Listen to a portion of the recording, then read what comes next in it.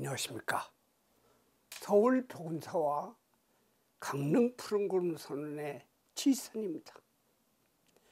기도란 백척간두 위기 때 승부를 걸고 목숨을 걸고 하는 기도가 있고, 자기 수행을 위한 기도를 하는 것도 있습니다. 평소에 늘 부처님을 생각하며 하는 기도는 일상이 건강하고 남에게 베푸는 삶을 살아가기 위함입니다. 좀 더 멀리 보고 하는 여러 가지 행동이 전부 기도의 일환입니다. 그러나 부처님 기도가 어디 나쁜 것이 있습니까? 하지만 나하고 잘 맞는 기도가 있습니다. 오늘부터는 기도에 가피 담을 경전, 진언, 다란히 별로 옛부터 내려온 고전의 이야기와 현실에서 상상할 수 없는 역전의 기도 체험 사연을 소개할까 합니다.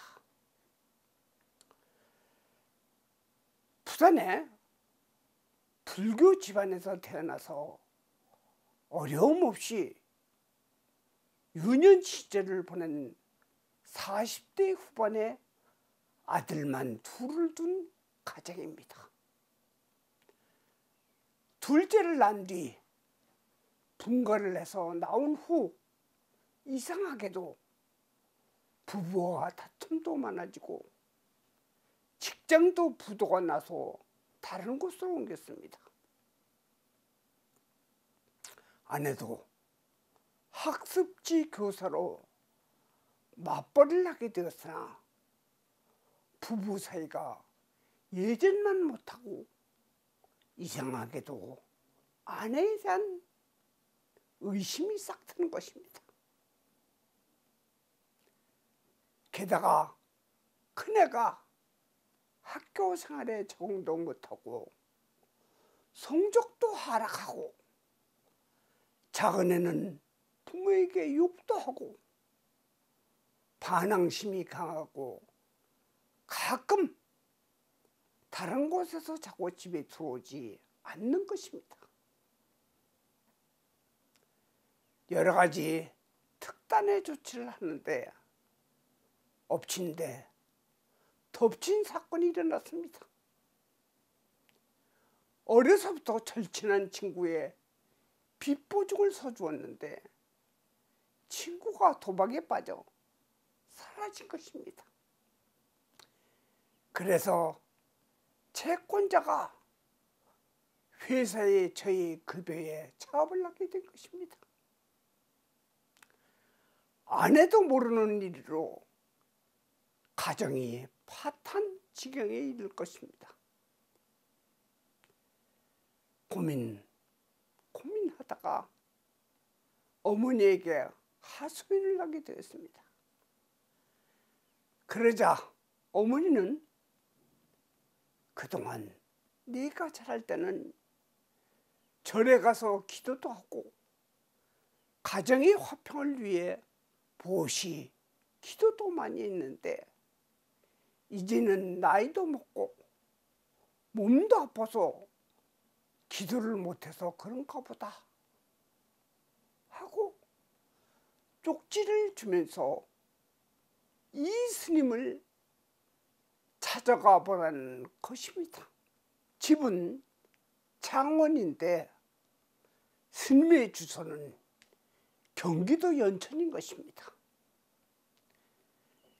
지장산 자락으로 2번 이상을 갈아타고 무려 12시간 만에 도착해서 또 2시간을 걸어서 작은 남자에 찾아가 시골 노인 같은 스님을 만나서 어머니가 주신 스님의 친필인 듯한 주소를 적은 쪽지를 보여주었더니 어머니 아버지를 알고 있는 것입니다.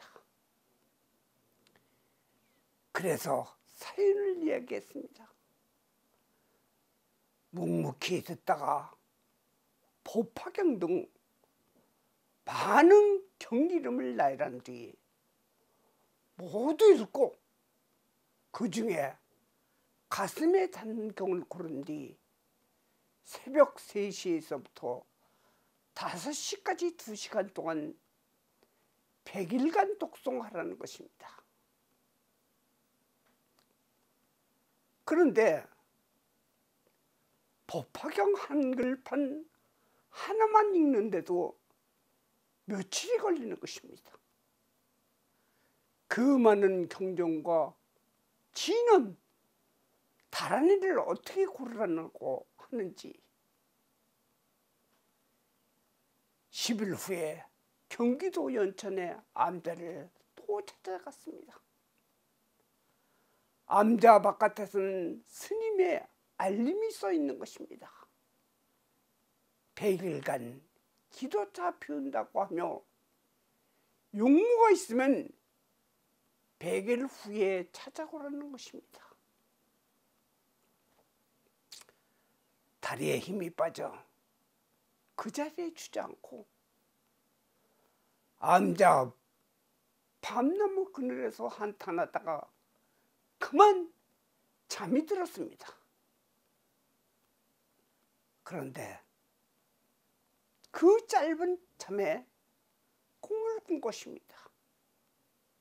암자에 계시던 스님이 서울 벽운사를 찾아가는 것입니다.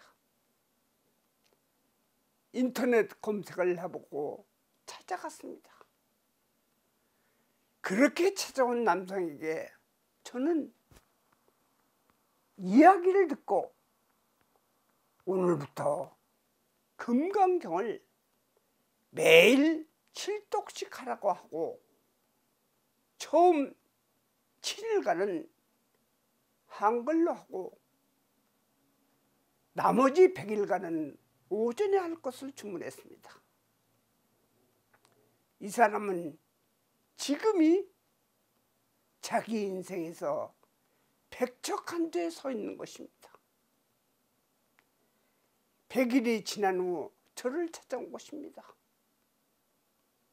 처음 일주일간 경전을 이해할 수 있으나 지루하고 과연 이것이 어려운 자기의 처지를 탈피하는 지름길일까 하는 의문이 들고 괜히 헛수고만 하는 것이 아닌지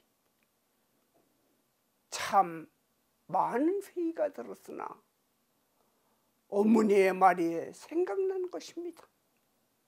어머니가 말씀하시길 기도는 반드시 어려움 속에 기도를 해서 벗어났다고 하며 다만 시간이 오래 걸리고 빠른 차이일 뿐이지 꼭 이루어진다고 하는 말입니다. 기도를 시작한 지 20여일이 지나자 친구가 나타나서 그의 부모가 집을 저당 잡혀 사채를 해결하고 급여 차업도 풀린 것입니다. 50여일이 지나자 작은애도 다시 나가서 안 자겠다고 하며 마음을 잡고 아내도 속에 담았던 남편의 자기만 알고 배려의 인색함을 말하므로 나 자신도 반성하고 집안에 평안함이 찾아왔습니다. 그러나 아직도 큰 나이는 성적이 오르지 않았습니다. 100일이 지난 후 가정은 많이 좋아졌습니다. 그 나이의 성적은 기도하는 결과를 기다릴 것이라고 하며 4개월 후에 소승도 찾고 연천에 가서 그 스님께 고맙다고 인사를 했다는 것입니다. 그때 금강경이 왜 본인에게 적합하다고 권했을까? 물론 그 사람을 파악을 했지만 현재로서 급한 문제가 재물로 인한 것이므로 금강경을 하라고 했습니다. 금강경은 생은 상이 무상하니 모든 집착을 내려놓으라는 가르침이 있는 것입니다. 여기서 전해 내려오는 이야기를 할 것입니다. 중국 당나라 때 진철이라는 사람이 매일 금강경을 지성으로 읽었습니다. 그런데 이웃이 이 사람의 재산을 탐내어 도둑으로 변하여 침범했습니다. 변장을 하고 나는 광군인데 네가 가진 재물을 모두 내놓아 하고 칼을 빼고 치려 하는데 난데없이 지팡이가 나타났더니 오색 광명을 비추고 진철의 몸을 감싸는 것입니다. 이 광경을 본 도적은 복면을 벗고 엎드려서 사죄하는 것입니다. 진철은 지팡이를 집어 선반 위에 놓고 남은 재산 일부를 도둑에게 주었었는데 나중에 그 선반 위를 보니 지팡이는 없고 매일 독송하는 금강경 책이 있는 것입니다. 사람마다 자기에게 잘 맞는 기도는 있습니다. 구독 안 하신 분은 구독 글자를 눌러주시고 좋아요도 늘 함께 누르는 것도 잊지 않으셨다고. 오늘은 금강경 기도가 얼마나 좋은지를 말했습니다. 나무 석가모니볼, 나무 석가모니볼, 나무 시아본사 석가모니볼.